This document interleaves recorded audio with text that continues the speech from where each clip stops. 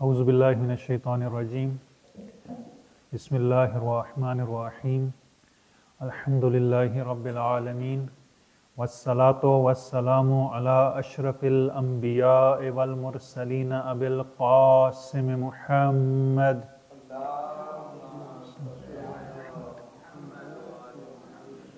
وآلہ الطیبین الطاہرین المعصومین ولعنۃ اللہ علی اعدائہم اجمعین اما بعد فقد قال اللہ تبارک و تعالی فی قرآن الکریم اعوذ باللہ من الشیطان الرجیم بسم اللہ الرحمن الرحیم ذالک الکتاب لا ریب فیہ صلوات.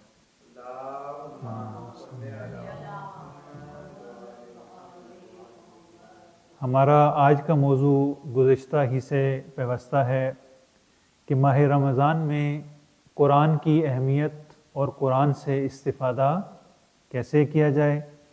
نہج البلاغہ کی نظر میں قرآن کی کیا اہمیت ہے، قرآن نے ناطق نے قرآن صامت کو کیسے بیان کیا اور ان کا آپس میں باہمی کیا ارتباط ہے. اگر ہم دیکھیں تو پہلے سوال یہی آتا ہے کہ یہ قرآن ہے کیا، قرآن کس لیے ہے، قرآن کا ہمارے ساتھ کیا رابطہ ہے. اور جب یہ سوال ہمارے ذہن میں آتے ہیں، کوئی ہم سے پوچھے کہ یہ قرآن کیا ہے، تو ہم اسے یہی کہتے ہیں کہ یہ ایک الہامی کتاب ہے جو خدا کی طرف سے پیغمبر پر نازل کی گئی، انسانوں کی ہدایت کے لیے ہے. اور ساتھ ہی جو ہے وہ ہم کہتے ہیں کہ یہ پیغمبر کا معجزہ ہے. یہ وہ کتاب ہے جو پیغمبر کو بعنوان معجزہ دی گئی. یہ کیسا معجزہ ہے؟ اس معجزے کے ساتھ ہماری زندگی میں بڑے جو ہے وہ قریبی تعلق آپ کہہ لیں لفظ معجزہ کے ساتھ، کہ ہم نے اپنی ساری زندگی، اگر بچپن سے لے کے ابھی تک میں اپنی بات ہی کروں تو اس میں جو وہ ہمیں بچپن سے ہی معجزہ سننے کو ملتا تھا. گھروں میں 10 بیویوں کا معجزہ ہوتا تھا، لکڑہارے کا معجزہ ہوتا تھا، اور بہت سارے ایسی کتابیں ہوتی تھیں جن میں یہ معجزات نقل ہوتے تھے. تو یہ معجزے ہم نے سنے. معمولاً ایسا ہوتا تھا کہ ایک مشکل پیش آ گئی، کوئی حاجت ہے، اس حاجت روائی کے لیے، مشکل کو حل کرنے کے لیے کیا کرتے تھے؟ تھوڑی سی نیاز لا کے اور اس کے بعد جو وہ ایک کہانی 10 بیویوں کا معجزہ وہ پڑھی جاتی تھی تاکہ وہ مشکل حل ہو جائے، وہ حاجت روا ہو جائے. تو یہ معجزہ بچپن سے ہی ہم نے سن رکھا تھا. اس کے علاوہ مجالس میں جب بھی گئے تو ہم نے دیکھا کہ جو بھی عالم آئے ہوئے ہیں وہ ائمہ کی زندگی سے، انبیاء کی زندگی سے، قرآن سے ہمیں معجزات سنا رہے ہیں. ہم نے معجزے سنے. اس کے بعد کہانیاں، اس طرح کی چیزیں ہماری زندگی میں فراوان ہیں کہ جس میں ایک اساطیری رنگ پایا جاتا ہے. ہندوؤں کے اساطیر ہیں، یونان کے اساطیر ہم نے پڑھے، مصر کے اساطیر پڑھے، چین کے اساطیر پڑھے، ہندوستان کے اساطیر پڑھے. یہ ساری وہ خیالی کہانیاں ہیں کہ جو ہم نے ایک معجزاتی صورت میں پڑھی. اور اس کے بعد یہ ہوا کہ ہم نے اتنا زیادہ اس معجزے کو پڑھا کہ ہماری زندگی میں اس معجزے کی بہت زیادہ اہمیت ہو گئی. یہ ہمارا ریفرنس پوائنٹ بن گیا معجزہ. ہم اب ہر چیز کو اسی معجزے کی نگاہ سے دیکھنے لگے، چونکہ ہماری جو تربیت ہوئی اس میں اس معجزے کو بہت زیادہ اہمیت حاصل تھی. اور ہماری زندگی میں اتنا تکرار ہوا بچپن سے لے کر بڑے ہونے تک کہ ہماری اس زندگی میں معجزہ ایک اصل قانون کے طور پہ بن گیا کہ ہماری زندگی میں جو کچھ ہونا ہے وہ معجزاتی طور پہ ہونا ہے، عادی طور پہ کچھ بھی نہیں ہونا. اور ہم بھی معجزے کے انتظار میں رہنے لگے. جو کچھ ہونا ہے وہ معجزے سے ہونا ہے. اسکول میں پڑھ رہے ہیں اور کوشش یہی ہے کہ پڑھائی کریں یا نہ کریں کوئی ایسا معجزہ ہو جائے ہمارے نمبر اچھے ہو جائیں، ایسا معجزہ ہو جائے اچھا رشتہ مل جائے، ایسا معجزہ ہو جائے ہمیں نوکری مل جائے، ایسا معجزہ ہو جائے ہمارا فلاں مشکل حل ہو جائے. ہر کام کو ہم معجزے کے طریقے سے حل کرنے کی کوشش میں لگ گئے. یہ ہماری زندگی کے اوپر اس معجزے کا اثر تھا. اور ہم گویا اگر میں یوں کہوں کہ ہم نے زندگی کی تمام مشکلات کو غیر قانونی طریقے سے حل کرنے کا سوچنا شروع کر دیا۔ معجزہ یعنی خارق العادہ، ایسی چیز جس کا ہماری دنیا سے کوئی تعلق نہیں ہے، میٹا فزکس کی چیز ہے، اور ایسی کہ عادی طور پر ہمارے سامنے یہ واقعات رونما نہیں ہوتے۔ ہم جو ہے وہ سب کچھ چھوڑ کر اپنی زندگی کی مشکلات غیر عادی طریقے سے، غیر قانونی طریقے سے حل کرنے کے پیچھے لگ گئے۔ قرآن کو بھی ہم نے معجزہ مانا، اور معجزے کے ساتھ جو قرآن میں ہم نے ایک طریقہ کار اپنایا وہ بھی یہی تھا کہ قرآن کو ہم پڑھ رہے ہیں اپنی حاجت روائی کے لیے، اپنی مشکلات کے حل کے لیے، ثواب کے لیے۔ قرآن کو بھی ہم نے اسی نقطہ نظر سے پیش کرنا شروع کر دیا۔ یہ قرآن معجزہ، یہ معجزہ کس معنی میں، اس میں کیا اعجاز ہے، کیوں ہر نبی کو ایک معجزہ دیا گیا اور پیغمبر کو یہ معجزہ دیا گیا، انشاءاللہ اس پہ آگے بات کرتے ہیں۔ لیکن ہمارا جو رویہ رہا وہ ہماری زندگی پہ جو اثر ایک پڑا وہ یہی تھا کہ ہم نے زندگی کو سبب، اسباب، مسبب سے ہٹا کے غیر قانونی طریقے پہ گزارنا شروع کر دیا۔ دنیا اور آخرت یہ ہمارے تصور میں دو علیحدہ چیزیں بن گئیں۔ دنیا علیحدہ ہے، دین علیحدہ ہے۔ نماز، روزہ، دوسری عبادات، نیکی کرنا، یہ سارا دین کا حصہ ہے۔ رزق کمانا، مال جمع کرنا، اپنی روزمرہ کی ضروریات کو پورا کرنا، مادیت، رفاہ، آسائش، آسانی، گھر، گاڑی، یہ ہم نے دنیا کا حصہ بنا دیا۔ دین نماز روزے کا نام ہے جس میں ہم خدا سے ارتباط قائم کر رہے ہیں، اور دنیا وہ حصہ ہے کہ جس میں ہم اپنی پیٹ کی، اپنی جسمانی ضروریات پورا کریں۔ یعنی جسمانی ضروریات ہم یہاں سے پوری کر رہے ہیں اور اپنی مانوی ضروریات خدا سے عبادت کر کے ہم پوری کر رہے ہیں۔ دنیا کی مشکلات کو ہم نے کیسے حل کیا؟ اب دنیا کی مشکلات کو حل کرنے کے لیے ہمارا انداز بڑا انوکھا تھا۔ ہم نے دعا، مناجات، زیارات، عبادات، ان کے ذریعے سے ہم نے کوشش کی کہ دنیا کی مشکلات کو حل کیا جائے۔ اور اس کے ساتھ ساتھ ایک اور قانون جو ہم نے اپنایا وہ قانون تعویذ ہے کہ اگر کوئی مشکل حل نہیں ہو رہی تو اس کے لیے جو ہے وہ کسی پیر بابا سے تعویذ لکھوا لیتے ہیں۔ وہ تعویذ لکھوا کے ہم نے مشکل حل کی۔ جس کو مشکل زیادہ تھی اس نے جادو ٹونے پر بھی چلا گیا، کسی ایسے بنگالی بابا کو ڈھونڈا جو کالا جادو جانتے تھے، اور اس طریقے سے اپنی مشکل، گویا ہم نے اپنی زندگی کی تمام مشکلات انہی چیزوں سے حل کرنے کی کوشش کی۔ دنیا کو ہم نے یوں حل کیا، دنیا کی مشکلات کو دعا کے ذریعے سے۔ یہ نہیں کہ یہ غلط ہے، میں انشاءاللہ بیان کروں گا کہ اپنی جگہ اس کی حیثیت کیا ہے۔ آخرت کی مشکلات کے لیے کیا؟ آخرت کی مشکلات کے لیے ہم نے ایک چیز ہمیں مل گئی ثواب کے نام سے، کہ فلاں کام کریں گے اتنا ثواب ملے گا، فلاں کام کریں گے اتنا ثواب ملے گا۔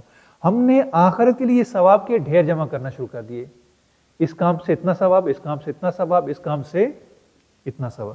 دنیا کے لیے دعا، مناجات اور عبادات، آخرت کے لیے عبادات اور ثواب جو ہے وہ ہم نے اکٹھا کرنا شروع کر دیا۔ اب ہماری زندگی مشکلات کا شکار ہے، شدید شکار ہے۔ ہماری مشکلات جو ہے وہ حل ہونے کو نہیں آ رہی۔ وجہ کیا ہے کہ ہماری زندگی میں یہ مشکلات کیوں ہیں؟ وہ جو معجزہ تھا پیغمبر کا وہ ہماری مشکل حل نہیں کر رہا۔ کیوں نہیں حل کر رہا؟ وہ معجزہ تھا کیا؟ اور کیوں پیغمبر کو یہ معجزہ ملا؟ اس لیے کہ سابقہ جو انبیاء آتے تھے، ان کی جو قومیں ہوتی تھی، ان کی ذہنی سطح، ان کا شعور اتنا بلند نہیں ہوتا تھا۔ ان کو جس معجزے کی ضرورت ہوتی تھی وہ ایک محسوس معجزہ ہوتا تھا کہ ایک اونٹنی آ جائے، پہاڑ سے نکل آئے اور وہ آ کے ہمیں جو ہے وہ دکھنے لگے تو ہم جو ہے وہ آپ پر ایمان لیں گے۔ لیکن پیغمبر کے دور میں بشریت اپنے شعور کے بلوغ تک پہنچ گئی ہے، لہٰذا اسے محسوس معجزے کی ضرورت نہیں ہے۔ ایسا معجزہ جو اس کی عقل کو جو ہے وہ بیدار کرے، اس کو اس معجزے کی ضرورت ہے۔ ایسا معجزہ، ایسا کلام کہ کوئی دوسرا ایسا کلام نہ لا سکتے، ایسا فصیح و بلیغ قرآن۔ پیغمبر کو ایک معجزہ عطا ہوا، دوسرا معجزہ پیغمبر نے وہ بھی عطا ہوا اور پیغمبر نے اس کو خود بنایا۔ دو معجزے تھے پیغمبر کے۔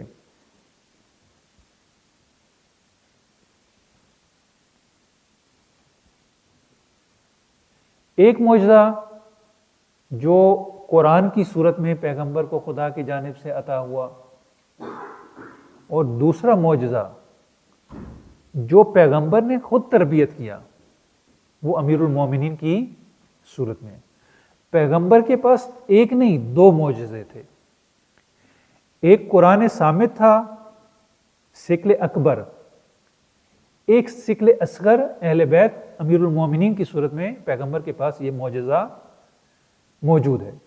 اس کو ثقل اکبر کیوں کہا جاتا ہے؟ کیونکہ اس کی نسبت ہے اکبر کی طرف، خدا کی جانب، اس لیے اس ثقل اکبر ہے۔ اور چونکہ وہ دوسری جو ثقلین میں سے حصہ ہے وہ اس کے ساتھ ہے، اس لیے اس کو ثقل اصغر کہا۔ پیغمبر کے یہ دو معجزے ہیں، ایک قرآن، ایک امیر المومنین۔ اور امیر المومنین کا جو کلام ہے، درست ہے کہ وہ قرآن نہیں ہے، بالکل نہیں ہے، لیکن ایسا کلام ہے کہ سب نے اعتراف کیا کہ دون کلام الخالق، خالق کے کلام سے نیچے ہے اور مخلوق کے کلام سے برتر ہے۔ کلام الامیر امیر الکلام، امیر المومنین کا کلام جیسے وہ مومنین کے امیر ہیں، ایسے ہی ان کا کلام بھی تمام کلاموں کا امیر ہے۔ یہ معمولی کلام نہیں ہے۔ اگر نہج البلاغہ کو پڑھیں، یہ معجزے سے کم نہیں ہے، یہ پوری ایک قانون کی کتاب ہے، ایسا قانون جو ہماری مشکلات حل کر دے۔ اگر ہم اس معجزے کو پڑھنا شروع کر دیں، وہ بچپن میں معجزہ پڑھتے تھے، مشکل حل ہوتی نہیں ہوتی تھی، وہ ایک علیحدہ بات تھی، لیکن یہ گارنٹی ہے، اس میں گارنٹی ہے، اس میں کسی قسم کا کوئی شک نہیں ہے کہ اگر ان دونوں معجزے کی کتابوں کو ہم پڑھنا شروع کر دیں، گارنٹی ہے کہ ہماری مشکل حل ہوگی۔ ہم قرآن کو پڑھنا شروع کر دیں، قرآن کو کھولیں، قرآن کے محضر میں جائیں، اپنی مشکل پیش کریں، قرآن سے اس کا حل لے لیں۔ ہو ہی نہیں سکتا کہ ہماری مشکل حل نہ ہو۔ ہم نہج البلاغہ کے محضر میں جائیں اور ان سے اپنی مشکل کا حل لے لیں، ہمارا حل جو ہے وہ مشکل حل ہو جائے گی۔ لیکن شرط یہ ہے کہ ہم قرآن کے محضر میں جائیں، ہم امیر المومنین کے محضر میں جائیں۔ جب جائیں گے تو ہماری مشکل حل ہوگی۔ امیر المومنین قرآن کے بارے میں فرماتے ہیں کہ قرآن کی خدمت میں حاضر فاستنطقوا ہو، اس کو بولنے پہ وادار کرو، یہ آپ کے ساتھ کلام کرے گا۔ قرآن کے ساتھ اتنے مانوس ہو جائیں، اتنے مانوس ہو جائیں کہ قرآن جو ہے وہ ہمارے ساتھ کلام کرنے لگے۔ قرآن کے ساتھ کلام کریں، قرآن آپ کو ہمیں ہماری مشکل کا حل دے دے۔ اسی طریقے سے امیر المومنین کی خدمت میں حاضر ہوں۔ زیادہ سے زیادہ نہج البلاغہ اگر پڑھیں گے، میں شرط لگا کے کہتا ہوں، نہج البلاغہ کو اگر غور سے، فکر سے، تدبر سے پڑھیں تو انسان محسوس کرتا ہے کہ امیر المومنین منبر پر ہیں اور وہ مجھ سے خطاب کر رہے ہیں۔ آج بھی اس کلام میں باوجود اس کے کہ آپ عربی نہیں آتی، اردو میں پڑھیے، اس میں اتنی لطافت ہے، اور خدا غریق رحمت کرے مفتی جعفر حسین صاحب پر کہ ایک عظیم کام کیا انہوں نے، یعنی ویسا ترجمہ نہیں ہو سکتا جیسے مفتی صاحب نے کیا ہے، کمال کیا۔ آپ اگر اس ترجمے کو پڑھیں، غور سے پڑھیں، وہ لب و لہجہ جو امیر المومنین نے اپنایا ہوا ہے اس میں، جہاں پہ وہ خوشی کا اظہار کر رہے ہیں، غم کا اظہار کر رہے ہیں، غصے کا اظہار کر رہے ہیں، استعجاب کا اظہار کر رہے ہیں، سوال کا اظہار کر رہے ہیں، محسوس ہوتا ہے کہ امیر المومنین ہم سے کلام کر رہے ہیں۔ یعنی امیر المومنین کی خدمت میں حاضر ہوں، امیر المومنین کے سامنے اپنی مشکل پیش کریں، امیر المومنین اسی نہج البلاغہ سے ہمیں اس مشکل کا حل دیں گے۔ یہ ایک پوری قانون کی کتاب ہے۔ اور آپ دیکھیے کہ اس کے یعنی ایک رپورٹ کے مطابق، مجھے نہیں معلوم وہ خبر درست ہے یا نہیں، لیکن یقیناً درست ہوگی، کہ یہ امیر المومنین کا صرف ایک خطبہ جو جناب مالک اشتر کے نام ہے، وہ یونائٹڈ نیشن میں انہوں نے جو شاید اپنے چارٹر میں یا اس میں رکھا ہوا ہے۔ یعنی پوری حکومت کا ایک منشور ہے، ایک دستور ہے، معمولی چیز نہیں ہے. اس خطبے کو UN والے اپنے اس میں رکھتے ہیں. امریکہ میں ایک ہمارے دوست وہاں سے پڑھ کے تو بتاتے ہیں کہ مینجمنٹ کا جو کورس ہوتا ہے، آئیڈیاز اینڈ ایشو، اس عنوان سے ایک کورس ہے وہاں پہ، اس میں نہج البلاغہ پوری کی پوری ریفرنس بک کے طور پہ. دیکھیں ہماری زندگی کا سب سے اہم شعبہ کیا ہوتا ہے؟ مینجمنٹ کا، کہ ہم اپنے ادارے کو، خود کو، اپنی زندگی کو کیسے مینج کریں، کیسے منصوبہ بندی کریں، کیسے پلاننگ کریں، کیسے اس کو مدیریت کریں. نہج البلاغہ مدیریت کے کتاب کے طور پر وہاں پہ ایک کورس میں ریفرنس بک کے طور پہ موجود ہے. معمولی بات ہے مگر یعنی کتنا قیمتی خزانہ ہے ہمارے پاس، دنیا کو پتہ ہے. جارج جرداق کہتے ہیں کہ جب میں نے نہج البلاغہ کو پڑھا، کہتے ہیں کہ میں نے اس کو چند مرتبہ پڑھا اور ہر دفعہ میرے لیے نئے مطالب تھے. مجھے ایسا لگ رہا تھا کہ میں اس کو پہلی دفعہ پڑھ رہا ہوں. میرے لیے ہر دفعہ نئے مطالب اس میں سامنے آتے. محمد ابن عبدو جو مصر کے ایک بہت بڑے دانشور ہیں اہل سنت کے، وہ کہتے ہیں کہ میں جب فرانس میں گیا، مجھے وہاں پہ جانا پڑا، بھیج دیا گیا، تو وہاں پہ لائبریری میں ایسے ہی گھوم رہا تھا، تو میری نظر سے چونکہ عرب تھے اور عربی فصاحت و بلاغت مصر کی یونیورسٹی میں جو ہے وہ خود اس کے استاد تھے، تو انہوں نے کہا کہ میں نے جب نہج البلاغہ کو لائبریری میں دیکھا اور کھول کے پڑھا تو میں حیران رہ گیا، ایک نئی دنیا سے آشنا ہوا. یہ ایسی کتاب ہے. بس ہمارے پاس قرآن ہے اور نہج البلاغہ ہے. یہ دونوں پیغمبر کا معجزہ ہیں، معجزے سے کم نہیں ہیں. اب ہم نے اپنی مشکلات کا حل جو ہے وہ اسی سے لینا ہے. اور عرض کیا کہ یہ قرآن یہ صرف جو ہے وہ تلاوت کے لیے نہیں ہے، پڑھنے کے لیے نہیں ہے، عملیات کے لیے نہیں ہے، تعویذوں کے لیے نہیں. درست ہے کہ وہ اس کا اپنی جگہ پہ محفوظ ہے، اس کی برکت، اس کی معنویت، اس کی روحانیت، اس سے انکار نہیں ہے. وہ اپنی جگہ پہ اس کا اثر ہے. اگر فقط قرآن پڑھیں گے تو اس کا انسان کی زندگی پہ اثر ہوگا. خود قم میں ایک جو ہے وہ ان پڑھ شخص تھا، ہاں جی، حاجی کاظم. یہ شخص، اس کو قرآن سے بہت انس تھا، بہت محبت تھی، بہت محبت تھی، اور یہ بالکل ان پڑھ آدمی تھا. اس کو قرآن پڑھنا نہیں آتا تھا. اس کو کوئی بندہ بھی شاید میسر نہ آ سکا کہ یہ قرآن پڑھنا سیکھ لے.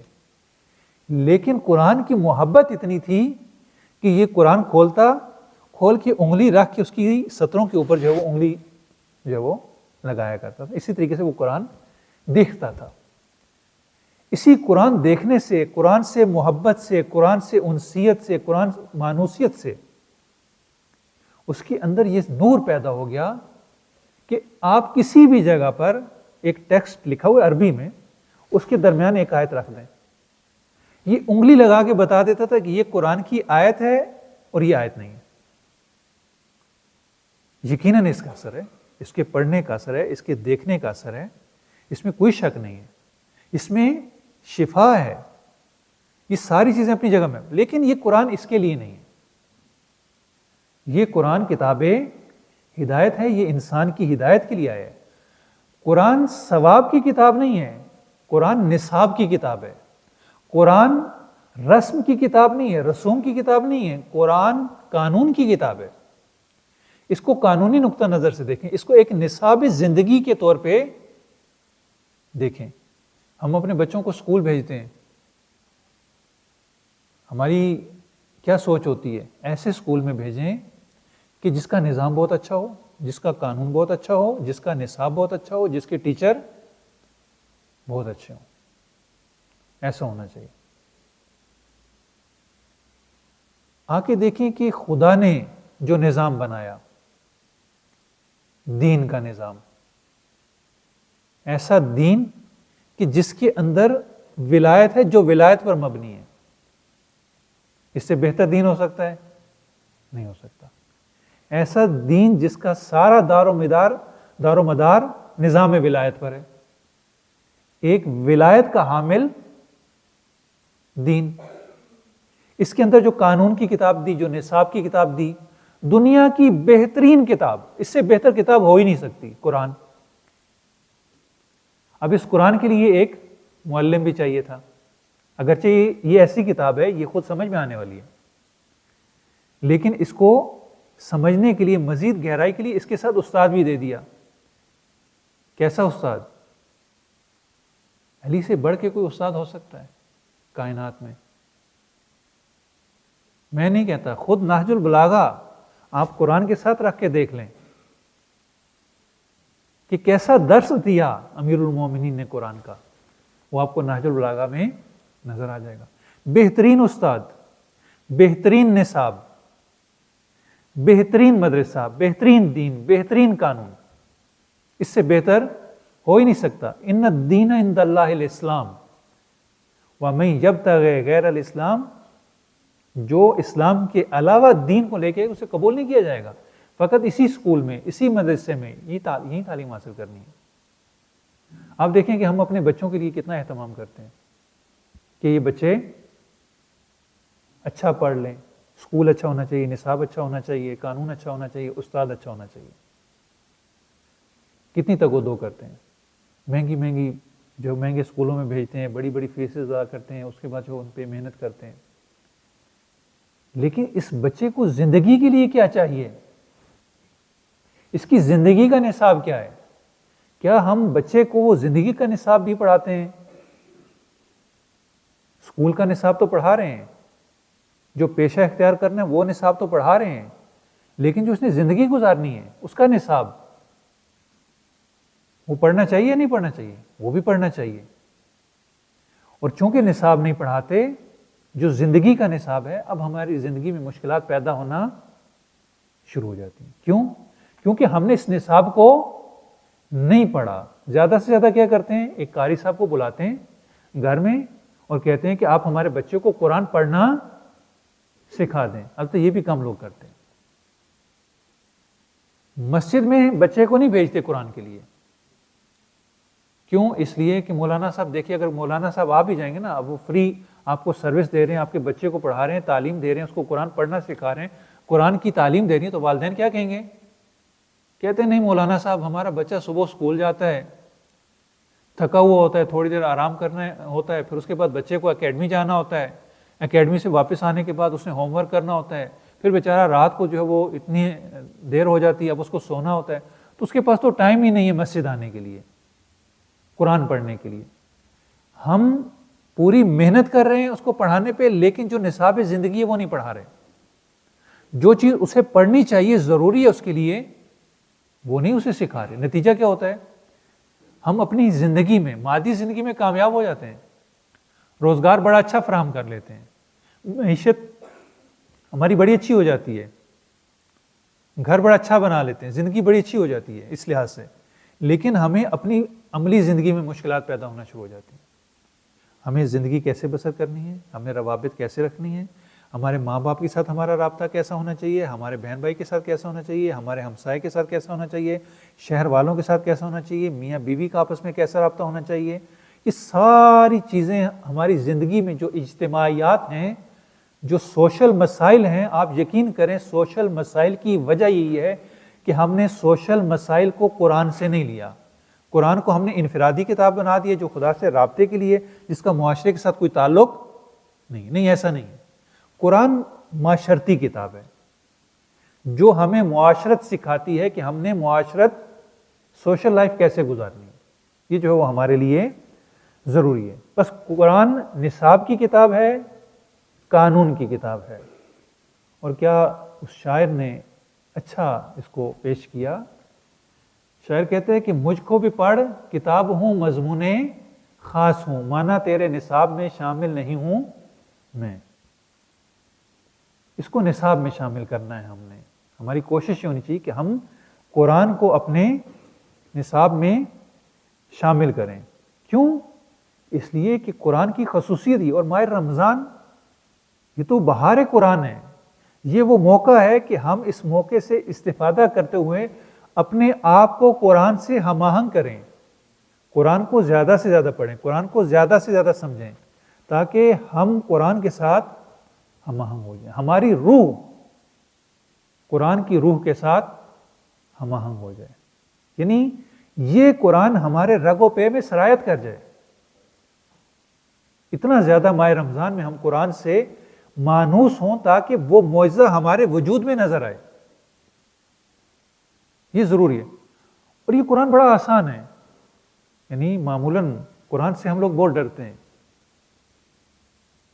یعنی اس کو اسی لیے ہم نے رسم کی کتاب بنا دیا. اس کو اتنا احترام کرتے ہیں کہ اس کو حتیٰ ہم الماری میں رکھ دیتے ہیں اور اس کو اتنا لپیٹ کے رکھتے ہیں کہ اس کو کھولا بھی نہ جائے.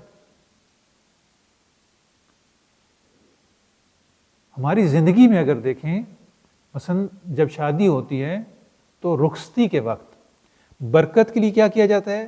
دلہن کے سر پہ قرآن. یقیناً اس کی برکت ہے، ایسے انکار نہیں ہے، یقیناً اس کا اثر ہے کہ قرآن کے سائے میں، لیکن یہ حقیقی قرآن کا سایہ نہیں ہے. سایہ تب ہوتا کہ یہ خاتون اگلے گھر میں جائے اور اس کو قرآنی بنا دے، ایک قرآنی گھرانہ بنا دیتی. وہ کب ہوتا؟ جب اس کی زندگی قرآن کے سائے میں گزرتی. اس کی رخصتی قرآن کے سائے میں نہ ہوتی، بلکہ پوری کی پوری زندگی قرآن کے سائے میں ہوتی. اب یہ مشکل جو ہے وہ حل ہوتی. لیکن ہم نے قرآن کو جو ہے اوپر طاق پر رکھ دیا کہ جس تک ہماری رسائی. اور چونکہ ہم سمجھتے ہیں کہ قرآن جو ہے وہ اتنی مشکل کتاب ہے، اتنی آسمانی کتاب ہے، اتنی مقدس کتاب ہے کہ ہم اس کو سمجھ نہیں سکتے، لہٰذا ہم جو وہ کوشش ہی نہیں کرتے. ہم نے اس کو اٹھا کے اوپر رکھ دیا. اور سال میں صرف ماہ رمضان آتا ہے کہ معمولاً اسے کھول کے دیکھا جاتا ہے. کسی علاقے میں ایک مولانا صاحب تھے اور بڑے ہی نیک، دیندار، بڑے اچھے انسان سمجھے جاتے تھے. لوگوں میں ان کا بڑا تاثر تھا.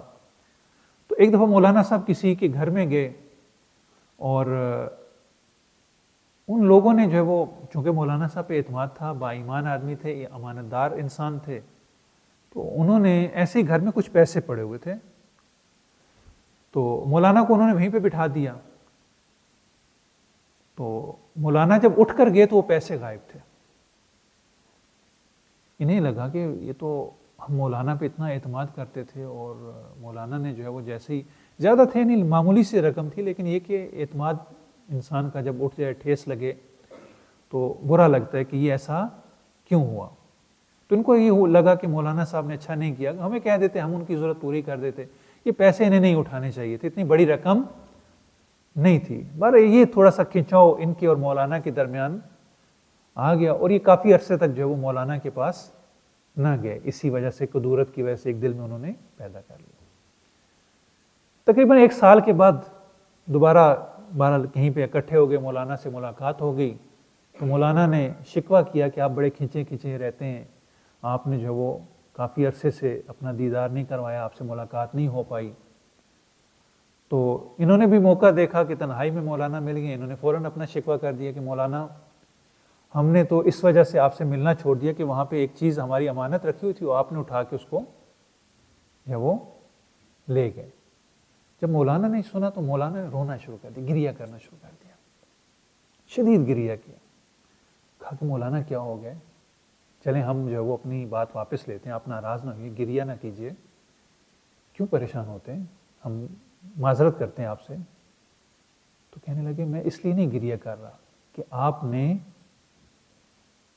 مجھے یہ بات کہی ہے، میرے گریہ کی وجہ کچھ اور ہے. کہا کہ پھر کس لیے گریہ کر رہے ہیں؟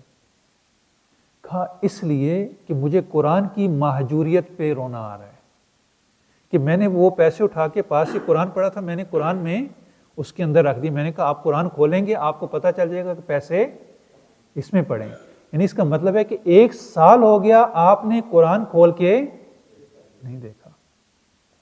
اگر قرآن کھول کے دیکھا ہوتا تو آپ کو پیسے وہیں پہ مل جانے. تو واقعاً ایسا ہی ہے، قرآن طاق میں رکھ دیتے ہیں فقط ماہ رمضان میں، یا بعض اوقات ماہ رمضان میں بھی نہیں کھولا جاتا. نہیں، یہ کتاب زندگی، اس کو کھول کے دیکھنا چاہیے. اور یہ بہت آسان کتاب ہے، قرآن سے ڈرے نہیں. البتہ یہ جو مولوی حضرات ہیں، ہم لوگ، یہ بہت زیادہ ڈراتے ہیں کہ قرآن جو ہے وہ کھول کے نہیں پڑھیے گا، ترجمے کے ساتھ نہیں پڑھیے گا، اگر آپ پڑھیں گے تو آپ کو سمجھ میں نہیں آئے گا، آپ گمراہ ہو جائیں گے. قرآن آپ کو سمجھ میں آنے والی کتاب ہی نہیں ہے. جب تک ہم نہیں ہوں گے یہ قرآن آپ کو سمجھ میں نہیں آئے گا. یہ ہم نے جو ہے وہ اور خبردار اس کو ترجمے کے ساتھ پڑھیں، اس کو سمجھنے کی کوشش کریں، نہیں، یہ آپ نے نہیں کرنا. یہ فقط جو ہے وہ ہم کر سکتے ہیں، آپ نہیں کر سکتے. نہیں، یہ بہت غلط رویہ ہے، ایسا بالکل بھی نہیں ہے. قرآن ھدی للناس، یہ لوگوں کے لیے ہدایت ہے. کون لوگ؟ عام لوگ، سب کے لیے. تبیان لکل شیء، ہر چیز کو بیان کر رہی ہے. یہ بینات ہے، بینہ ہے، واضح ہے، روشن ہے، آشکار ہے. یہ فرقان ہے، حق اور باطل میں تمیز کرنے والی ہے. یہ انسان کی ہدایت کے لیے آئی ہے. خدا نے نہیں کہا کہ یہ میں نے کتاب جو ہے وہ ہدایت کے لیے بھیجی ہے، اس کے ساتھ ساتھ جو ہے میں نے فلاں بندے کو بھیج دیا کہ یہ آپ کی ہدایت جو ہے وہ آپ کو پڑھ کے سنائے گا. نہیں، یہ قرآن خود سمجھ میں آنے والی ہے. یہ ایک یونیورسل آفاقی کتاب ہے. آپ دیکھیں، کسی کلچر کے ساتھ خاص نہیں ہے، کسی تہذیب کے ساتھ، سویلائزیشن کے ساتھ سازگار نہیں ہے. سب کے لیے. کسی زبان کے ساتھ عطا خاص نہیں ہے. ضروری نہیں کہ عربی آتی ہو، یعنی اگر عربی نہیں آتی اور ایک مناسب ترجمہ لے کے اس کو پڑھنا شروع کر دیں، قرآن آپ کو سمجھ میں آئے گا. قرآن کا پیغام لینے پر قادر ہوں گے. اور آج تو بہت آسان ہے، آج تو دنیا بہت ترقی کر چکی ہے. ٹیچنگ میتھڈ بہت آگے چلا گیا کہ وہ جو گرامر سالوں میں پڑھی جاتی تھی، اگرچہ اب بھی گرامر جو ہے جتنی زیادہ دقیق پڑھی ہوگی اتنا اچھا مطلب سمجھ میں آئے گا، لیکن ابھی بھی ایسی روشیں موجود ہیں کہ ہم 1 مہینے میں، 2 مہینوں میں یا چند مہینوں میں اتنی عربی، اتنی ووکیبلری سیکھ سکتے ہیں کہ ہمیں قرآن خود بخود سمجھ میں 70%، 80% تک قرآن ہم خود سمجھنے پر قادر ہیں. مفاہیم کا کورس ہے، لسان القرآن کا کورس ہے، اور کتنے ہی ایسے کورسز جو وہ موجود ہیں کہ جن کو اگر ہم پڑھ لیں، یعنی وہ ہمیں زیادہ وقت بھی نہیں لگے، 1 مہینہ 2 مہینے، اور اس کے بعد ہم قرآن سمجھنے پر 70%، 80% سمجھنے پر قادر ہوں گے. یہ بڑا آسان ہے. یہ کسی قوم کے ساتھ، کسی فرہنگ کے ساتھ، کسی کلچر کے ساتھ، کسی تہذیب کے ساتھ، کسی زبان کے ساتھ، کسی طبقے کے ساتھ خاص نہیں ہے. یہ سب کے لیے ہے. یہ آفاقی اور یونیورسل ہے. کیوں؟ اس لیے کہ اس کی زبان انسان کی فطرت کی زبان ہے. انسان جہاں پر بھی ہو، انسان کی فطرت کے ساتھ سازگار، انسان کی فطرت اس کو سمجھنے پر قادر ہے. اور یہ قرآن تمام بشریت کے لیے، کسی خاص طبقے کے لیے نہیں، کسی خاص زمانے کے لیے نہیں، کسی خاص سرزمین کے لیے نہیں، بلکہ تمام بشریت کے لیے قابل فہم ہے. اور یہ جو کہا جاتا ہے نا کہ یہ سمجھ میں نہیں آتا، آپ دیکھیں کہ جس سرزمین پر یہ نازل ہوا، ایسی سرزمین جو بالکل بنجر ہے، ایسا زمانہ جسے جاہلیت کا زمانہ کہا جاتا ہے، یہ قرآن نازل ہوتا ہے، پیغمبر ان آیات کی تلاوت کر کے کسے سنا رہے ہیں؟ عرب بدوؤں کو. انہیں سمجھ میں آ رہا ہے یا نہیں آ رہا؟ دقیقاً سمجھ رہے ہیں، صحیح سمجھ رہے ہیں، پورا کا پورا سمجھ رہے ہیں، اور اس سے متاثر ہو رہے ہیں، چونکہ اس کی فصاحت و بلاغت کو جانتے ہیں. کہتے ہیں یہ کوئی جادوگر ہے جو ایسا کلام لے کے آیا ہے. بڑے بڑے ادیب ہیں، بڑے بڑے خطباء ہیں، بڑے بڑے شعراء ہیں، لیکن جب قرآن اس کلام کو دیکھا، کہا کہ نہیں، یہ کسی بشر کا کلام نہیں ہے، اور کہا کہ اس کلام کو سننا نہیں ہے. اگر اس کو سنو گے تو یہ تمہیں گمراہ کر دے گا، یعنی اس دین سے جس پر تم پہلے ہو، بت پرستی، اس سے تمہیں یہ گمراہ کر دے گا، اس دین سے ہٹا دے گا، اس کو سننا نہیں ہے. یہ کیا تھا؟ یہ قرآن کا ظاہر ہے جس سے وہ اتنے متاثر ہیں. اور کون متاثر ہیں؟ جو خود زبان پر اتنا غرور کرتے ہیں، اتنا اتراتے ہیں کہ دوسروں کو گنگا سمجھتے ہیں.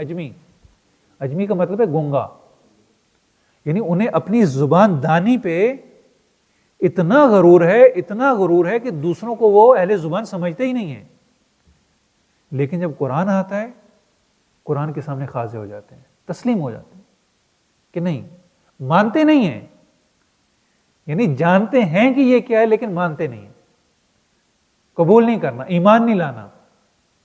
آپ دیکھیں کہ جس کا ظاہر اتنا خوبصورت ہے، اتنا دقیق ہے کہ وہ عرب کے جو اپنے آپ کو زبان کا خدا سمجھتے ہیں، وہ اس کے سامنے عاجز آ جاتے ہیں. اس کی فقط ظاہری الفاظ اس کا سٹرکچر، اس کا بیان. ابھی معانی کی طرف ان کی اتنی توجہ نہیں ہے. قرآن کا اگر ظاہر اتنا عمیق ہے تو باطن کتنا عمیق ہوگا. بس یہ کتاب جو ہے یہ اس کا اعجاز ہے. اس کو ہر انسان، ہر طبقہ اگر سمجھنا چاہے سمجھ سکتا ہے، کوئی مشکل نہیں ہے. یہ تمام بشریت کے لیے قابل فہم ہے. اور جو بھی یہ دعویٰ کرتا ہے کہ قرآن سمجھ میں آنے والا نہیں ہے، امام باقر علیہ السلام فرماتے ہیں وہ خود بھی ہلاک ہوا، دوسروں کو بھی ہلاک کرے گا. جو یہ کہتے ہیں کہ قرآن قابل فہم نہیں ہے، یہ بہت گمراہ کن پروپیگنڈا ہے. لہٰذا اس کو سمجھنے کی کوشش کرنی چاہیے. فقط پڑھنا کافی نہیں ہے، تلاوت کافی نہیں ہے، ضروری ہے لیکن کافی نہیں ہے. یہ سب کے لیے مفید ہے، ایسا نہیں کسی خاص سب کے لیے نہیں، یہ سب کے لیے یہ ایک آفاقی کتاب ہے. یہ نور ہے، یہ برہان ہے، دلیل ہے، انسان کی رہنمائی کرتی ہے. یہ قانون کی کتاب ہے، ہمیں اس پہ عمل کرنا ہے.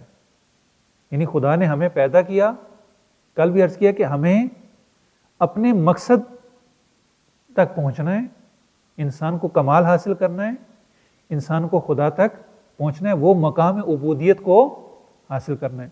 انسان کو خدا نے خلق کر دیا، کیا ایسے ہی خلق کر دیا یا کوئی مقصد ہے؟ چونکہ جس نے خلق کیا، زندگی کے بارے میں دو ہی نظریے ہیں نا، ایک مادی نظریہ ہے، مادی جہان بینی ہے، اور ایک دینی الہی جہان بینی ہے. مادی جہان بینی کیا ہے؟ بگ بینگ ہوا اور اس کے نتیجے میں ارتقاء کے نتیجے میں انسان وجود میں آ گیا اتفاقاً، حادثاتی طور پہ. یہ ساری دنیا، یہ جتنی بھی انواع ہیں، سپیشیز ہیں، یہ ساری کی ساری اتفاقی طور پہ وجود میں آئی. کوئی خالق نہیں ہے، کوئی کچھ نہیں ہے، ایک ایکسیڈنٹ، حادثے، اس کے نتیجے میں یہ دنیا، اور پھر اس کے بعد یہ سب کچھ وجود میں آیا، ٹائم، سپیس، یہ سب کچھ اسی کا نتیجہ ہے. جب انسان اتفاق کے نتیجے میں آیا تو اس کی زندگی کا کوئی ہدف بھی نہیں ہے. بس زندگی گزاریں، 4 دن کی زندگی ہے، اس میں جو کچھ ہے بس، اس کے بعد کچھ بھی نہیں ہے.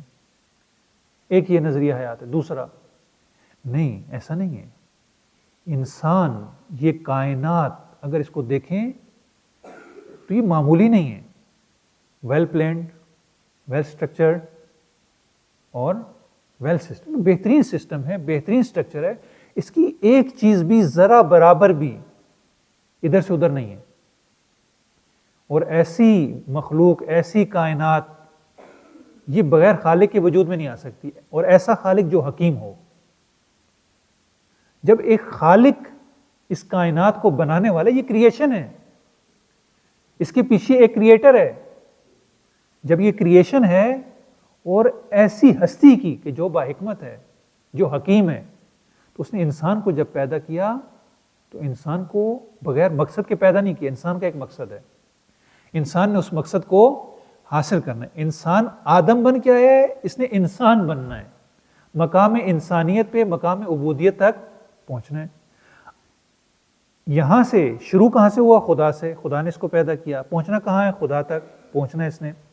یہ درمیانی راستہ اس نے اسی دنیا میں آ کے طے کرنا ہے. یہ دنیا میں جو راستہ ہے خدا تک پہنچنے کا، اسے صراط مستقیم کہا جاتا ہے، کہ انسان نے صراط مستقیم پر چلنا ہے. یہ صراط مستقیم پر چلے گا کیسے؟ سے کیسے پتہ چلے گا یہ صراط مستقیم ہے یا نہیں؟ کیونکہ اس کے ساتھ دوسرے راستے بھی نکل رہے ہیں. یہ کرے گا کیا؟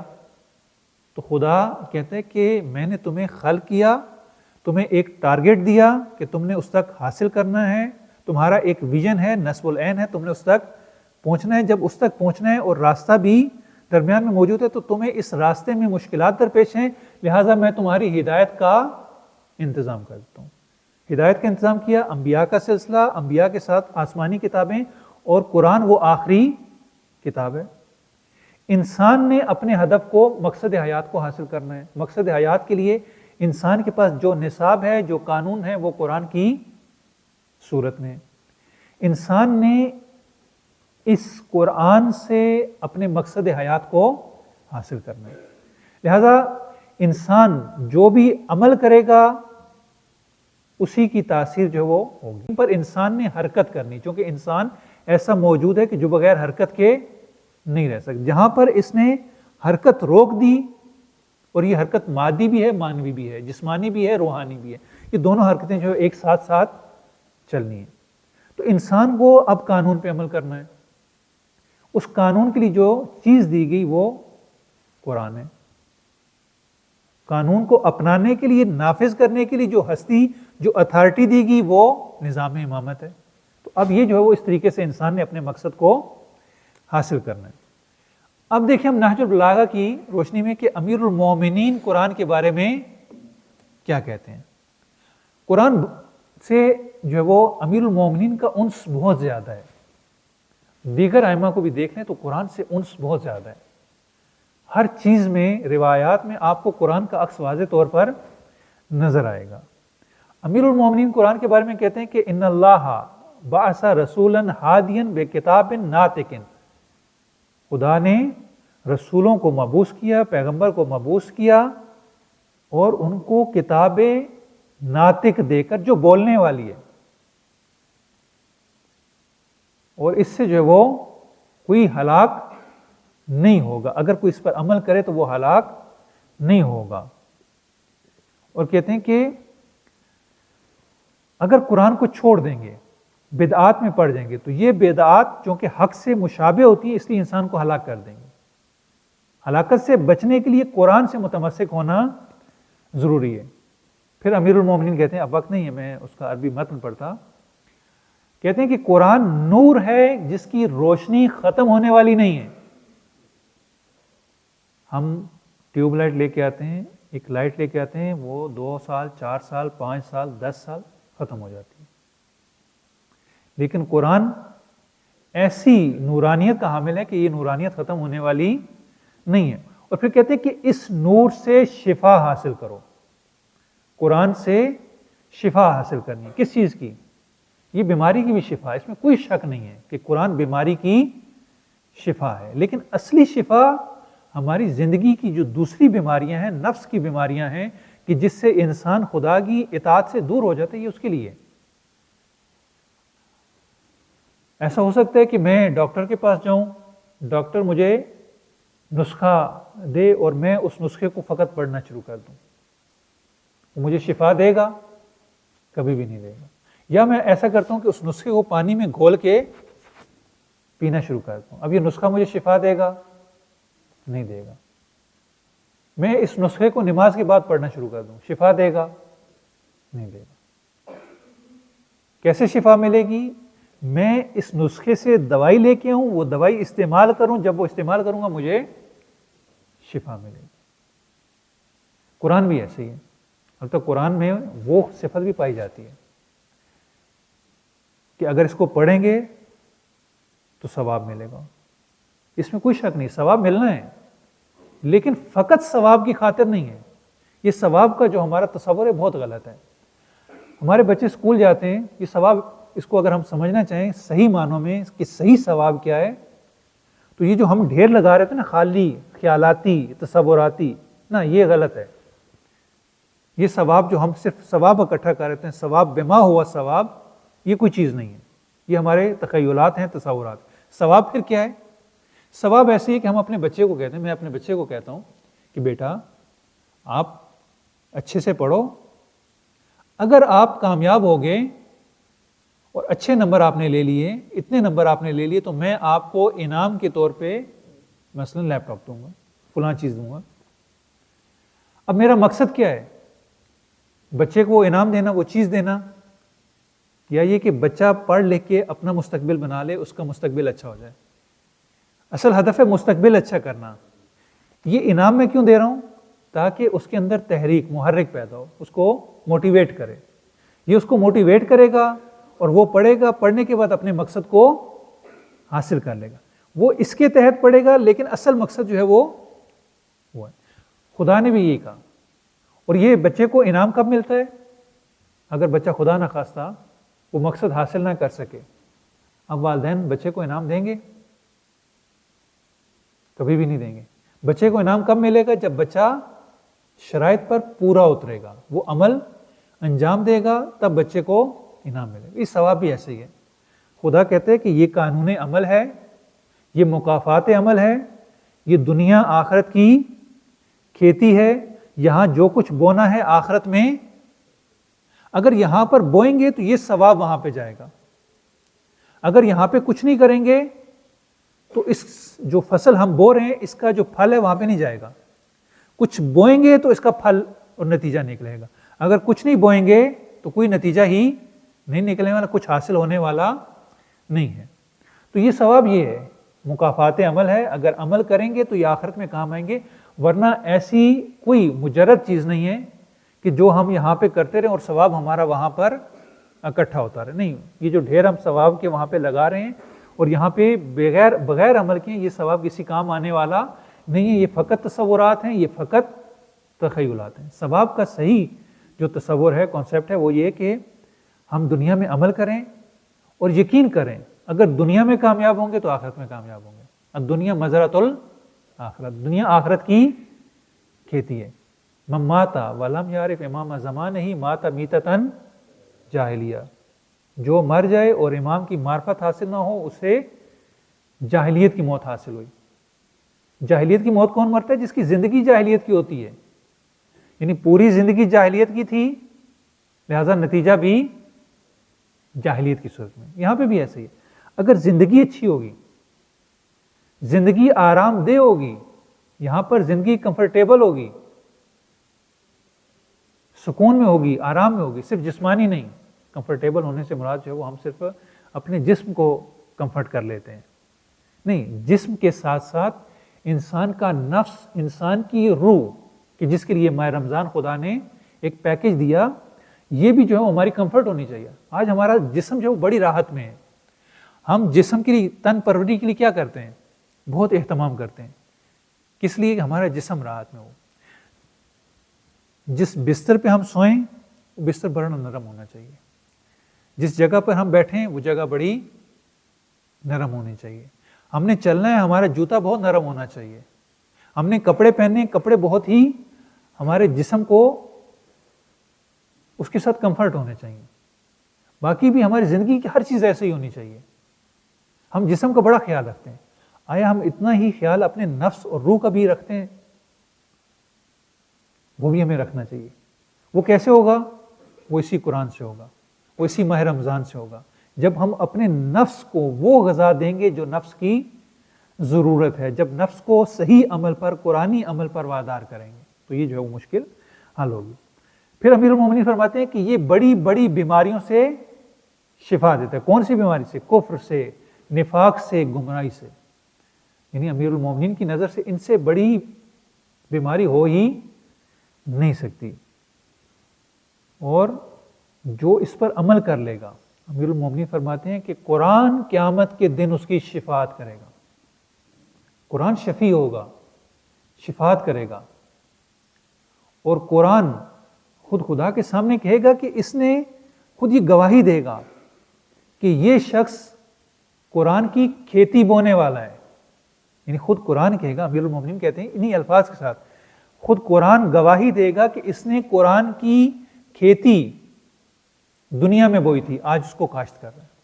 یہ خود قرآن آ کر انسان کے حق میں گواہی دے گا۔ پھر کہتے ہیں کہ قرآن سیکھو، فَإِنَّهُ أَحْسَنُ الْحَدِيثِ، اس سے اچھی بات ہو ہی نہیں سکتی، اس سے اچھا کلام ہے ہی نہیں۔ وَتَفَقَّهُ فِيهِ، سیکھنے سے مراد یہ کہ آنا چاہیے، نہ یہ کہ پڑھنے آنا چاہیے، وہ بھی آنا ہے۔ پہلا مرحلہ پڑھنا، ریڈنگ۔ دیکھیں بچوں کو جب پڑھنا سکھایا جاتا ہے تو پہلے مرحلے میں کیا؟ ان سے ریڈنگ کروائی جاتی ہے۔ آیا آخر تک یہ ریڈنگ کروائی جاتی ہے یا اس ریڈنگ کا ایک مقصد ہوتا ہے؟ ان کی لکھائی درست کرنے کے لیے ڈکٹیشن، کہ آپ نے یہ لکھنا ہے، لیکن فقط اسی مرحلے تک، یا اس کو اگلے مرحلے تک پہنچانا ہوتا ہے؟ قرآن بھی ایسے ہی کہ اس کو جو آپ ابھی تلاوت کر رہے ہیں، یہ تلاوت فقط ریڈنگ کے لیے، کہ ریڈنگ آ جائے۔ اب جب ریڈنگ آ جائے گی تو اگلے مرحلے میں کیا کریں گے؟ اس کو سمجھنا بھی ہے، یعنی اب آپ اس کو سمجھنے پہ قادر ہو گئے۔ کہتے ہیں کہ اس کو سمجھیں، فَإِنَّهُ رَبِيعُ الْقُلُوبِ، یہ دلوں کی بہار ہے. دل اسی سے روشن ہوتے ہیں, دل اسی سے خوشی حاصل کرتے ہیں. کہتے ہیں حتیٰ اپنے بچوں کو, والد کا حق ہے اپنے بچے پر کہ وہ اس کو قرآن سکھائے. یعلم القرآن, کہ وہ اپنے بچے کو قرآن سکھائے. یہ اپنے ایک باپ کا اپنے بیٹے پر حق ہے. اور ایک اور بہت عجیب بات امیر المومنین کہتے ہیں, بہت عجیب بات کہتے ہیں کہ ما جالس ھذا القرآن احد, کہ کوئی بھی ایسا نہیں کہ جو قرآن کے ساتھ مجالست کرے, قرآن کے ساتھ بیٹھے, قرآن کے ساتھ جب بیٹھے گا اور اٹھے گا, اب اس میں زیادتی ہوگی اور کمی ہوگی. امیر المومنین فرماتے ہیں کہ جو بھی قرآن کے ساتھ بیٹھے گا, جب یہ وہاں سے اٹھے گا, قرآن کو چھوڑ کے اٹھے گا, قرآن سے الگ ہوگا, تو اس میں کمی ہوگی اور زیادتی ہوگی. تو وہ بے زیادت او نقصان, تو اس میں کمی کس چیز کی؟ زیادت فی ہدان, اس میں ہدایت کا اضافہ ہوگا اور اس میں گمراہی کی کمی ہوگی. یہ قرآن کا اثر ہے کہ جب قرآن کے پاس بیٹھیں گے اور پھر اٹھیں گے قرآن کے پاس سے, تو ہدایت میں اضافہ ہوگا, گمراہی میں کمی ہوگی. پھر امام فرماتے ہیں کہ قرآن سے کلام کرو, فاستنطقوہ, اس کو گفتگو پر مجبور کرو. جب آپ قرآن سے زیادہ مانوس ہوگے, قرآن آپ کے ساتھ گفتگو کرے گا. اور پھر فرماتے ہیں اپنے شیعوں کے لیے خاص پیغام. ہم قائل ہیں کہ ثقلین دونوں ایک دوسرے سے جدا نہیں ہیں, تو امیر المومنین اپنے شیعوں کو ایک پیغام دے رہے ہیں. کہتے ہیں کہ اللہ اللہ فی القرآن لا یسبقکم بالعمل بہ غیرکم, کہ قرآن کو پکڑے رکھو, قرآن سے تمسک کرو. ایسا نہ ہو کہ غیر قرآن کے معاملے میں تم پر سبقت لے جائیں, ایسا نہ ہو. قرآن کو اس سے متمسک رہو. اور پھر جو ہے وہ رسول اللہ صلی اللہ علیہ وآلہ وسلم کا ایک فرمان ہے, امیر المومنین سے فرماتے ہیں, جیسے کل عرض کیا کہ خطبہ شعبانیہ میں انہوں نے ایک پریڈکشن, ایک پیشگوئی بیان کی. رسول فرماتے ہیں کہ یاتی علی الناس زمان, کہ لوگوں پر ایک ایسا زمانہ آئے گا, لا یبقی فیہم من القرآن الا رسمہ, کہ فقط قرآن کے الفاظ رہ جائیں گے. ومن الاسلام اسمہ, جب قرآن فقط لفظ رہ جائے گا تو اسلام بھی فقط نام کا رہ جائے گا. ومساجدہم یومئذ عامرہ, مساجد جو وہ بظاہر بڑی پرشکوہ ہوں گی, بڑی خوبصورت ہوں گی. من البنا, یعنی وہ بلڈنگ کے لحاظ سے بڑی ہوں گی. وخراب من الہدیٰ, لیکن اگر دیکھیں گے تو وہ ہدایت کے عنوان سے بالکل ویران ہوں گی, ان میں کوئی ہدایت نہیں دی جا رہی. تو یہ امیر المومنین کا کلام قرآن کے بارے میں. اب سوال یہ ہے کہ ہم اس قرآن سے استفادہ کیسے حاصل کریں؟ قرآن سے استفادہ حاصل کرنے کے لیے ضروری ہے کہ قرآن کے محضر میں جائیں. یہ مہمانی خدا جو خدا نے دعوت کی ہے, اس میں قرآن رکھا ہے, قرآن کا ایک دسترخوان بچھایا ہوا ہے. ہمیں یہ کرنا ہے کہ ہمیں اس دسترخوان پر جانا ہے, لیکن ایک شرط کے ساتھ. وہ شرط کیا ہے خدا کی؟ قرآن کی ایک شرط ہے کہ اگر قرآن کے دسترخوان پر آنا ہے, ماہ رمضان ہے, تو کیا کرنا ہے؟ آپ کے جو بھی سابقہ تصورات ہیں, افکار ہیں, نظریات ہیں, جو میری مرضی کے مطابق ہم نے بنا رکھے, ان کو چھوڑ کے قرآن کے پاس حاضر ہونا. پہلے سے کوئی چیز نہیں لانی ہے, یعنی اپنی طرف سے آپ کو کہیں پر دعوت دی جائے, ہمیں دعوت دی جائے, اور ایسا ہوتا ہے کہ ہم اپنا کھانا ساتھ لے جائیں. جب قرآن ہمیں دعوت دے رہا ہے تو پہلے سے آبائی دین, اپنی رسوم و رواج, اپنے نظریات, اپنے افکار, یہ لے کے اس دسترخوان پہ نہیں جانا. اگر اپنا کھانا لے کے جائیں گے تو جو قرآن کا کھانا ہے اس سے محروم رہ جائیں گے.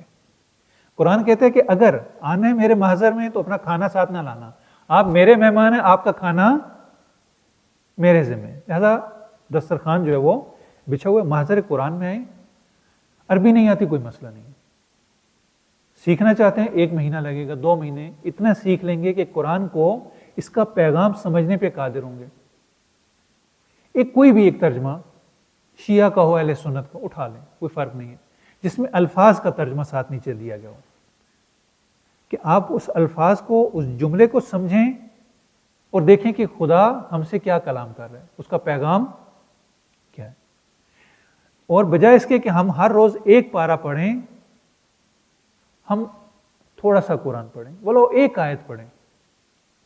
یقین کریں، خود امام کی یہ جملے ہیں کہ قرآن تھوڑا بھی پڑھو لیکن سمجھ کے پڑھو، یہ اس سمجھ کے پڑھنا اس بہت سارے سے بہتر ہے۔ اگر ہم ایک آیت پڑھ لیں لیکن اس ایک آیت کو سمجھ لیں، اس کا پیغام سمجھ لیں کہ وہ ہم سے کیا کہہ رہا ہے، اس کا کلام سمجھ لیں، یقین کریں کہ پوری سورہ پڑھنے سے، پورا پارہ پڑھنے سے، حتیٰ پورا قرآن پڑھنے سے یہ ایک آیت جسے سمجھ کے پڑھ رہے ہیں یہ بہتر ہے۔ لہذا پہلے مرحلے میں یہی کرنا ہے کہ قرآن کو فقط قرآن سے سمجھیں، بغیر کسی تفسیر کے، بغیر کسی ترجمے کے، بغیر کسی حاشیے کے۔ کوشش کریں کہ خود اس کا پیغام سمجھنے کی کوشش کریں کہ اس کا پیغام ہے کیا۔